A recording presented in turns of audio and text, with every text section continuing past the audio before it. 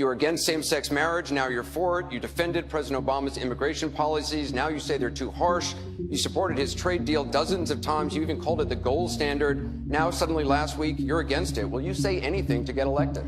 Well, actually, I have been very consistent over the course of my entire life. I have always fought for the same values and principles. Just in July, New Hampshire, you told the crowd you, quote, take a backseat to no one when it comes to progressive values. I take a backseat to no one when you look at my record and standing up and fighting for progressive values. Last month in Ohio, you said you plead guilty to, quote, being kind of moderate and center.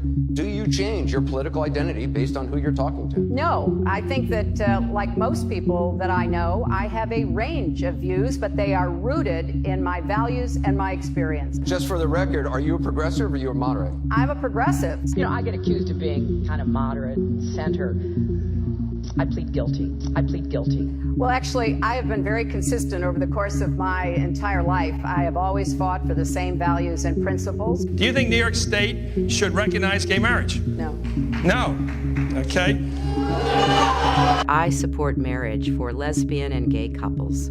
He does eliminate the Affordable Care Act, eliminates private insurance, eliminates Medicare, eliminates Medicaid, TRICARE, Children's Health Insurance Program. We don't eliminate Medicare.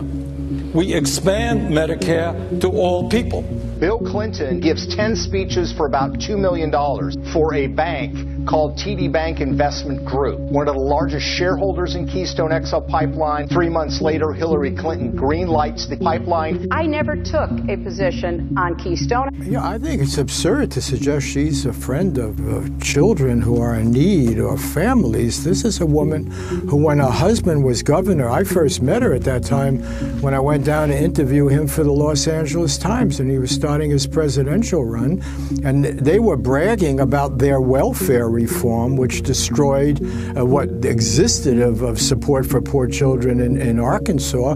Then as president, her husband, with her full-throated approval, destroyed the aid to families with dependent children, which 70% of the people on that program were children. They destroyed that program, and we don't even have an accounting of poor children anymore. They're all off the radar. But why do they make millions of dollars of campaign contributions?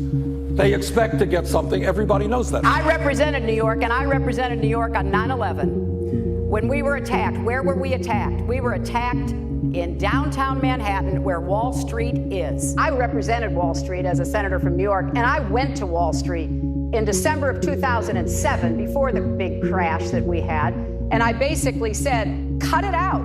Quit foreclosing on homes. Now, who's exactly to blame for the housing crisis? I think there's plenty of blame to go around. Home buyers who paid extra fees to avoid documenting their income should have known they were getting in over their heads. They are often the kinds of kids that are called super predators. No conscience, no empathy. We can talk about why they ended up that way, but first we have to bring them to heel. You supported his trade deal dozens of times. You even called it the gold standard. Now, suddenly last week, you're against it. I did say when I was Secretary of State 3 years ago that I hoped it would be the gold standard. And she said, I had hoped back then that it would become the gold standard.